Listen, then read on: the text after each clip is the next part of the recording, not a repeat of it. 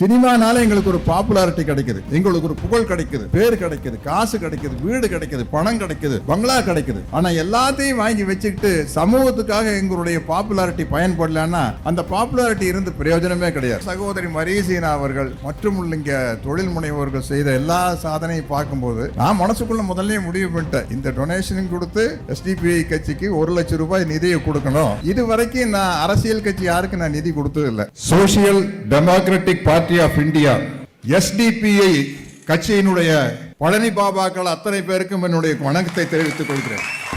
அன்பு சகோதரன் பழனி பாபா இத்தனை பழனி பாபாக்களை உருவாக்கி இருக்கிறார் என்று நினைக்கும் போதுதான் பெருமையார். அதுதான் ஒரு போராளியோட வெற்றி. அந்த போராளியுடைய பேச்சும் வீச்சும் அவரை போன்ற பல போராளிகளை உருவாக்க வேண்டும் அப்படிங்கறதா முக்கியமான விஷயம். இதுல எனக்கு இந்த பெரியார் விருது கொடுத்த SDPI கட்சி தோழர்களுக்கும் மாநில தலைவர் நெல்லை முபாரக் அவர்களுக்கும் மற்றும் உள்ள தோழர்களுக்கும் என்னுடைய வணக்கத்தை தெரிவித்துக் கொள்கிறேன். விருது பெற்ற அனைவருக்கும் என்னுடைய வாழ்த்துக்கள். யாருடைய பேர்ல விருது கொடுக்கிறாங்களோ அவங்களுடைய சாதனை பற்றி எல்லாம் மேல ஒரு காணொளி போட்டாங்க. விருது வாங்க போறவங்களுடைய சாதனை பற்றி எல்லாம் காணொளி போட்டாங்க. அவங்களுடைய சாதனைக்கு முன்னாடி உண்மையை சொல்றேங்க, நான் ஒண்ணுமே கிடையாது. நிஜமா சொல்றேன், நான் களப்போராளி இல்ல. ஆனால் உங்களை போன்ற களப்போராளிகளுக்கு பின்னால் நிற்க வேண்டிய கடமை எனக்கு இருக்கிறது.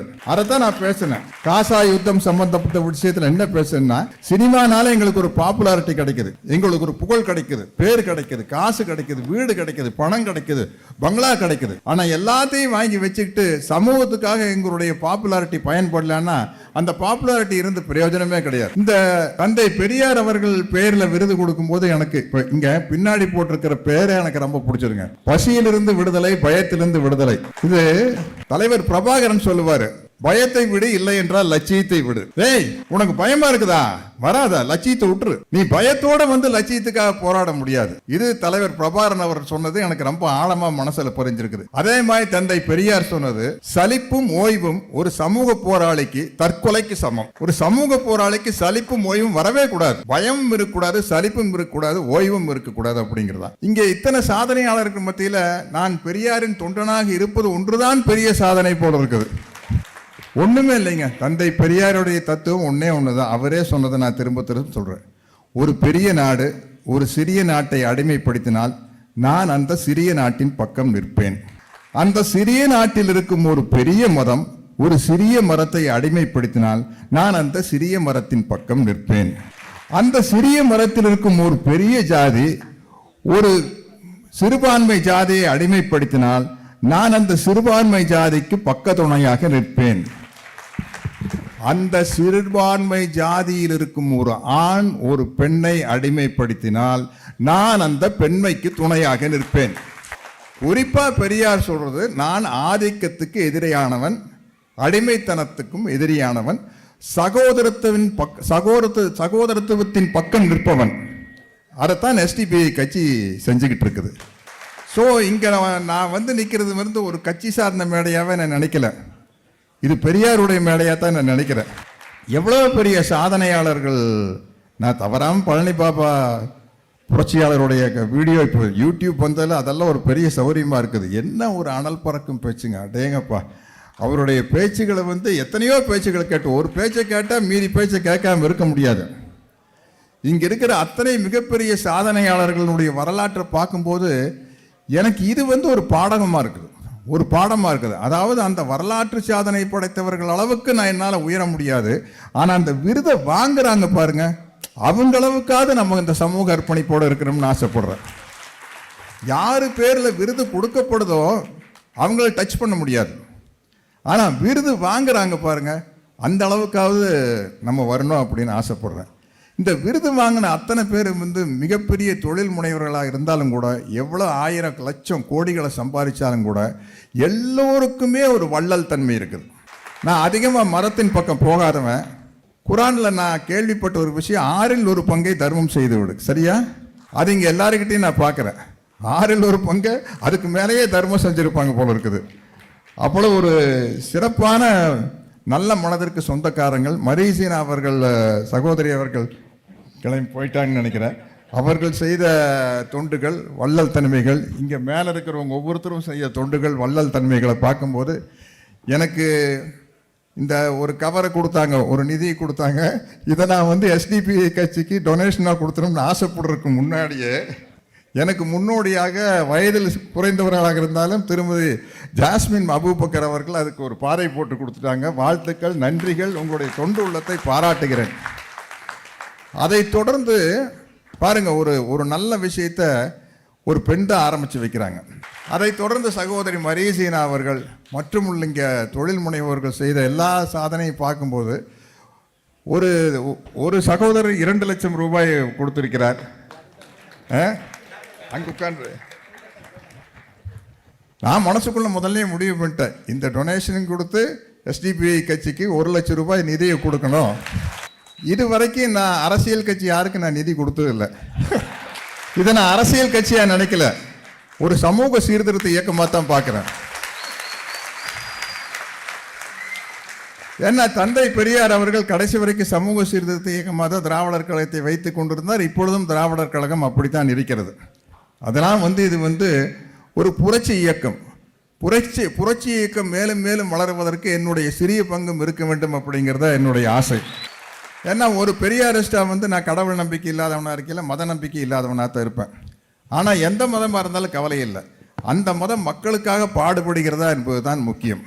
மக்களுடைய வறுமையை தீர்க்க பாடுபடுகிறதா, மக்களுடைய அறியாமையை நீக்க பாடுபடுகிறதா, மக்களுடைய சிந்தனையை தூண்டி வளர்க்கிறதா அப்படிங்கிறத ரொம்ப முக்கியமான விஷயம்.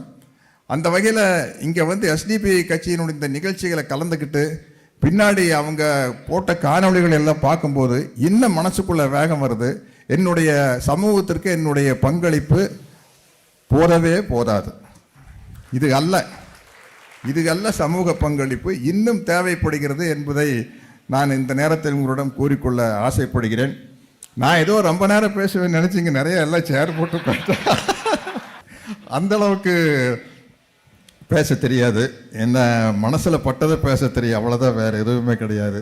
இங்கே தந்தை பெரியாரா நடித்த படத்தினுடைய காட்சிகளை எல்லாம் போட்டு காட்டும் போது எனக்கு அப்படியே ஒரு ஃப்ளாஷ்பேக் ஞாபகம் வந்து, கிட்டத்தட்ட 2008னா 18 வருஷத்துக்கு முன்னாடி நடித்தேன். 18 வருஷத்துக்கு முன்னாடினா இப்போ எனக்கு 71 வயசு. நான் தந்தை பெரியாரா நடிக்கல, எனக்கு 50 வயசு தான். இதில் என்ன சிக்கல்னா, அப்போ தந்தை பெரியாருடைய கிளிப்பிங்ஸ் எதுவுமே இல்லை. நான் ஆசிரியர் வீரமணி ஐயா கிட்ட கேட்குறேன், ஐயா பெரியாரை நான் பார்த்ததும் இல்லை, நான் பெரியாரை நடிக்கணும். ஒரே ஒரு ஈஸியான விஷயம் எனக்கு என்னென்னா, அவரு கொங்கு தமிழ் பேசியிருக்காரு, நானும் கொங்கு தமிழ் பேசி நடிக்கிறது எனக்கு சுலபமாக இருக்குது. பட் அவருடைய பாடி லாங்குவேஜ் எப்படி இருக்கோ, அவர் எப்படி இருந்தார் எனக்கு ஒன்றுமே தெரியாதா. ஏன்னா 75 வயசில் இப்படி இருக்கிற தந்தை பெரியார் 10 வருஷத்துக்கு முன்னாடி எப்படி இருந்திருப்பார், 65 எப்படி, 55 எப்படி, 45 எப்படி, 35 எப்படின்னு சொல்லி 25 வயசு வரைக்கும் போகணும். அப்புறம் மறுபடியும் 75க்கு அப்புறம் ஆரம்பித்து 80 வயசில் எப்படி, 85 வயசு இருக்குது எப்படி, 95 வயசில் எப்படின்ட்டு நான் ட்ராவல் ஆகி போகணும். இதுதான் எனக்கு இருந்த மிகப்பெரிய சிக்கல். பார்க்காத தலைவர்களை பற்றி நடிக்கிறது ஒரு வகையில் சுலபம். உதாரணத்துக்கு மாபெரும் வீரர் திப்பு சுல்தானுடைய வரலாற்று படமாக எடுக்கிறோம்னு வச்சுங்களேன், யாரும் பார்த்ததில்ல, அவருடைய வரலாறு மட்டும்தான் தெரியும். நம்ம நடிக்கிற நடிகர் என்ன நடிக்கிறாரோ அதுதான் மாவீரன் திப்பு சுல்தான் அவர்கள். ஆனால் பெரியாரோடு வாழ்ந்த ஆசிரியர் வீரமணி ஐயா இருக்கார், அப்போ கலைஞர் இருக்கார், பேராசிரியர் அன்பழகன் உட்பட ஆயிரக்கணக்கான லட்சக்கணக்கான கோடிக்கணக்கான தொண்டர்கள் உலகம் பூரா இருக்கிறாங்க தந்தை பெரியாரை பார்த்தவங்க. இப்போ அவங்ககிட்ட நான் ஒரு பாஸ் மார்க் வாங்கினோம். அப்போ நான் கலைஞர் அவர்களை முதலமைச்சராக இருக்காங்க, கலைஞர்கிட்ட போய் ஐயா இப்படி நான் தந்தை பெரியாராக நடிக்கிறேன் அப்படின்னா, அவர் என்னை சத்தின்னு தான் கூப்பிடுவார். சத்தி, உனக்கு அவர் வேடம் பொருந்தி வருமானு எனக்கு சந்தேகமாக இருக்குது அப்படின்னாரு. உடனே ஏற்கனவே பெரியார் கெட்டப்பெல்லாம் போட்டு ஃபோட்டோ எடுத்தோம், அதை காட்டின கலைஞர்கிட்ட, யார் நீயா, அப்படியே ஐயா மாதிரி இருக்குதே, ரொம்ப அற்புதமாக இருக்குது, நீ நல்லா நடிச்சிருவேன், நீங்கள் நடிப்பீங்க எனக்கு நல்லா தெரியும், ஒசரம் தான் கொஞ்சம் கூட, அது கேமரா கோணத்தில் சரி பண்ணிக்கலாம். ஏன்னா அவர் சினிமா எத்தனையோ படங்களுக்கு வசனம் எழுதுவர் தானே. அப்புறம் ஐயா எப்படி பேசுவாருன்னு தெரியுமா அப்படின்னாரு. இல்லையா, ஒரே ஒரு கிளிப்பிங் தான் கொடுத்தாங்க பெரியார் திடலேருந்து, 75 வயசில் ஒரு மீட்டிங் பேசுவார், அதுலேயும் கூட அந்த சவுண்டெல்லாம் இப்போ சரியாக வரல அப்படின்னா, இந்த நான் நடித்து காட்டுறேன்னு எனக்கு நடித்து காட்டுறாரு. கலைஞர் அவர்கள் 1967 திராவிட முன்னேற்ற கழகம் ஆட்சியில் இப்போ எலெக்ஷனில் ஜெயிச்சு எல்லாரும் என்ன நினச்சாங்கன்னா, அண்ணா, கலைஞர், நாவலர், பேராசிரியர் எல்லாம் ஒரு காரில் உட்காந்தாச்சு. உட்கார்ந்தோடனே எல்லாரும் என்ன நினைக்கிறாங்களா, அந்த கார் எங்கேயாவது கவர்னர் மாளிகைக்கு போகும், இல்லை அந்த அப்போ கூட்டணியில் ராஜாஜி இருக்கிறார், ராஜாஜியை வீட்டுக்கு அந்த கார் போகும் அப்படின்னா அந்த கார் வந்து நேராக எங்கே போகுது, திருச்சிக்கு போகுது, தந்தை பெரியாருடைய மாளிகைக்கு போகுது அந்த காரு. இத்தனைக்கு தந்தை பெரியார் அவர்கள் திமுகவுக்கு எதிராக பிரச்சாரம் பண்ணியிருக்கார். அப்போ போய் பார்த்தப்போ பெரியார் எப்படி பேசினார் அப்படின்னு கலைஞர் எனக்கு சொல்லி காட்டினார். சந்தோஷங்க, ரொம்ப சந்தோஷங்க. இத்தனை வருஷமா நான் உங்களுக்கு எதிராகவும் காங்கிரஸுக்கு ஆதரவாகவும் பேசுனது எல்லாம் மனசில் வச்சுக்காம நீங்கள் இங்கே என்னை பார்க்க வந்ததில் ரொம்ப சந்தோஷங்க அப்படின்னு கலைஞர் எனக்கு நடிச்சு காட்டுறாரு. ஸோ இந்த பெரியார் படத்துக்கு வந்து எனக்கு நடிப்பு சொல்லி கொடுத்தவங்க இந்த மாதிரி பெரிய பெரிய ஆட்கள். அதுக்கப்புறம் கடைசி காட்சியில் நீங்கள் அந்த படத்தில் பார்த்துருப்பீங்க. கடைசி காட்சியில் வந்து நடிக்கும்போது தந்தை பெரியார் அவர்களுக்கு அந்த சிறுநீரக பிரச்சனை இருக்குது. அவர் அப்பப்போ மேடையில் உட்காந்துட்டு பேசுவார், லுங்கி கட்டிட்டு தான் உட்காந்துட்டு பேசுவார். பக்கத்தில் அவர் செல்லமாக வளர்க்குற ஒரு நாய் ஒன்று இருக்கும். வந்து பயங்கரமாக வயிற்று வலி வந்து துடிப்பார். எனக்கு அது எந்த மாதிரி வயிற்று வலி, அதுக்கு அவர் எப்படி துடிச்சார் அப்படிங்கிறதெல்லாம் எனக்கு தெரியாது. சரி, நான் அந்த ஷாட்டுக்கு போகிறதுக்கு முன்னாடி ஆசிரியர் வீரமணி ஐயா கிட்ட வந்து, ஐயாவுக்கு வயிற்று வலி வரும்போது அவர்கிட்ட போய் எப்படி நடிச்சு காட்டுச்சோம், ஐயாவுக்கு வயிற்று வலி வரும்போது அவர் எப்படிங்க துடிப்பார், எப்படி கஷ்டப்படுவாருங்க அப்படின்னு கேட்குறேன்.